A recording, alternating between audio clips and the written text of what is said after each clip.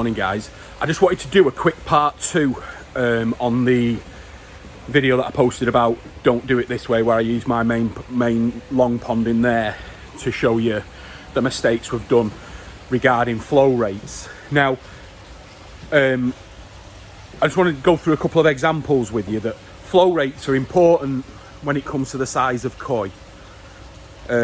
Obviously small koi up to sort of like 60 cm, well, not so small, they love a fast flow. You can feed them a lot, they grow well, you know, especially like tozai and stuff like that. Give them that real good powerful and get them growing. But big fish, they don't like a fast flow. Big fish like to chill, they just like to cruise around the pond, they eat a bit of food here, there and everywhere. If you put too much flow through a pond where you've got big fish, you'll find a lot of them sit down on the floor. They're just not happy, they're not into all that, they've gone through that stage of growth now, they just want to chill out and relax. So, you know, you'll find a lot of these people who've got these big monster fish in the pond, they don't have a crazy high turnover. I suppose, just the thought now in my head is that's where showers would come into a really good a good way, because sort of like, you know, when people always go on about the Momotaro showers down at Momotaro Koi Farm, he's got them all the way along the back, but in that pond there are only big jumbo fish in there. You know, I know he does have some smaller ones that he grows on as well, but you're not getting that huge stupid flow that's going around the thing, so these big fish can just sit there and grow. I've seen it at Dainichi as well, where they have the big massive fish. The flow rates are very small, they just get the movement of water and that's it. So taking my quarantine pond as an example, again, I wouldn't put this much flow on a pond where we're going to keep big fish, which ironically is one of the reasons I bought it for. But I built, same thing, isn't it? So I built this pond with in mind is that where I've got the 4 tanks in the back there, right, I couldn't quarantine jumbo fish. And as of 5 years ago, I didn't even expect to start bringing in jumbo fish, because at the time, you know, with everything that was going on, people weren't buying huge fish anymore. We had the odd one, which was fine, you know what I mean, we could just quarantine them quickly. But when you start bringing in quite a lot, I mean, a couple of years ago, I think we brought in something like 25 koi, and they were all up to 80 cm, and some of them were a lot bigger than that. So it is getting more common, and I wanted to make sure that we quarantine all the koi in this one facility instead of over in the retail side.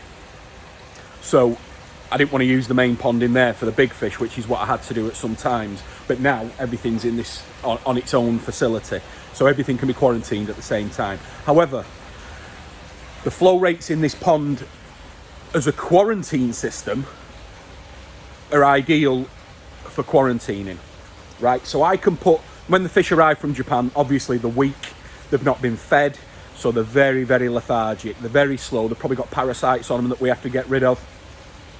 So anyway, I'll put them in this pond, and it is a fast flowing, right, but we're only putting them in here for a short space of time, right? So that fast flow that's in this system will get them to strength a lot quicker than if there wasn't a big flow in there. So imagine that it's sort of like the gym, right? So the fast flow is going to perk them up, right? It's going to make them swim against the current, and then it's going to build the strength up. We're going to start feeding them slowly, little and often, and we're going to get them all fired back up again, get them back up to strength.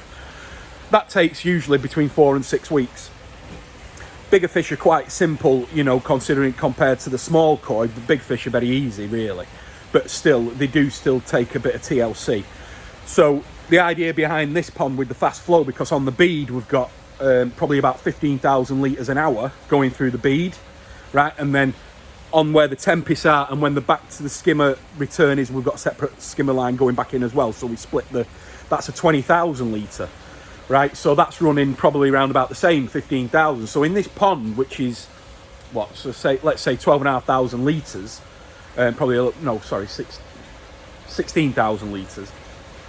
We're turning 30,000 litres an hour through this pond, right, which is far too quick, right? For most applications, it's far too quick, right? But unlike the long pond, there is a method to why we're putting the flow rate through this quick. So after we've perked the big fish up, they're going to go to the new homes, we'll have this empty pond, right? So then the idea was to get a couple of boxes of tozai, bang them in, right, and grow them over the summer months. Now, with the polytunnel, we can get temperatures in here. Last year, when we panicked a little bit in that room there, we had to put extra air in there because we got up to 30 degrees, right? So it gets tropical in here, right? So from sort of like April onwards, April to sort of like September, it's unbearable really in here, right? So the small fish, auto feeder, they're going to grow like stink, right? So that's the other reason that we built this system. That's what it was for. So partly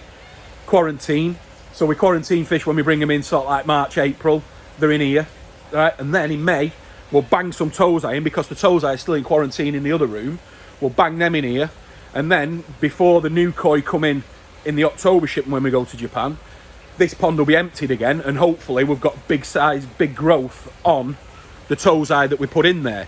So that's the reason that we built the pond. I mean, you know, when we say that we're quarantine system, you can't just use a quarantine system for those 2 or 3 shipments that you bring in every year. You have to keep them running. Of course you do. You know, you've got to keep the maturity levels going up. You've got to keep the filters working. So fish have got to be in these systems all the time. So there's still fish in my other tanks up there. But, you know, they're all sold. They're all waiting to go in the ponds that are just being finished off as soon as the weather's available. So we're still keeping all the filters alive and everything like that. So, but it was just with the flow rates yesterday when I was talking in the video, that the first video is that there is different levels of flow, but it's easily done because the more return lines you put in, then you can always reduce the flow. You can't just stick another return line in. So the more return lines that you have in, the better, because even if a lot of people now, you know, especially going off our tozai sales last year, right, most people in this hobby, right, barring, you know, the people who buy the huge fish in Japan and stuff like that, and some people just love big fish, but the majority are people who are buying small koi to grow on, which is great. It's great. That's the hobby. That's, for most people, that's the hobby. They love to put the small fish in. They like to grow them on. They like to see if they can find a bag in a little bag in tozai, one that's slipped through the net. It never happens, by the way. But anyway, and that's it, you see. But if you've already future-proof that pond for when those fish are bigger, right? Because it doesn't take long for the fish to grow, especially when you've got a good flow-rated pond, which is what I'm trying to tell you. You know, that's the thing. They will grow at a good speed. You'll get the same if you're heated and you've got them flow rates going in. You'll grow small fish at the same rate they do in Japan, right? And people have done it over here. You know, many people have done it over the years in this country. So at least when your fish get bigger, you can always reduce the flow, right? So when you do get them up to sort of like 60, 65, something like that, you can start to turn the flow down a little bit, and then and that's how they are. You might see the fish sitting down on the bottom of the pond, and it's warm and there's no parasites or anything like that. Sometimes big fish, they just want to rest, you know, especially the females. They're full of eggs every year. You know, they don't want that fast flow. So, but for small fish, get it up there. Get it up there. Get the flow up there as powerful as you can, and feed them as much as you can, and watch them grow. You know, and it's not, it isn't even, you know, people who don't force feed them or anything like that. It won't be force feeding them. Fish will eat. You know, you put them on. You know, most people who are watching this, when you put food in the pond, they'll eat it. You know, especially in the summer when you're walking out there 2 or 3 times a day and just throwing a little bit of an handful in, they're straight up there and eating it, right? Fish are not daft. They'll only eat what they want to eat, right? They won't overeat, right? But again, if your flow's not right and you're feeding food, you'll just get them into a shape. Rugby ball. They'll look like me, right? And that's the last thing you want to do, right? You don't want fish looking like me, right? So that's the thing, and that's just the difference with flow rates is that there's different reasons to having faster flow and slower flow. But if you're building your pond now, make sure you put enough return lines in, because then you never have to worry about that. You never have to worry about that. And also, sort of like in Japan, you'll always see on any of the harvest videos and stuff like that, we always harvest certain size fish, right? So it's very rare that you see mixing of small fish with big fish. It's always, they have tozai ponds, then they have ponds for the Nisai, then they have ponds for the Sansai, right? So Sansai in Japan are going up to 70 cms now, so that's 3-year-old fish up to 70 cm. So anything over that, they go in some of the main huge big mud ponds, and they're mixed with jumbo koi. So 70 cm and upwards are all mixed together, right? But you always see in them big huge ponds, there's no water movement. The only water movement that you'll get in those ponds is the water movement that the fish are making, right? So, you know, that's why is that over in this country, people in the past who have tried to grow tozai, you've had a lot of people in the country that have always tried to grow Nisai on tozai onto sort of like an 80 cm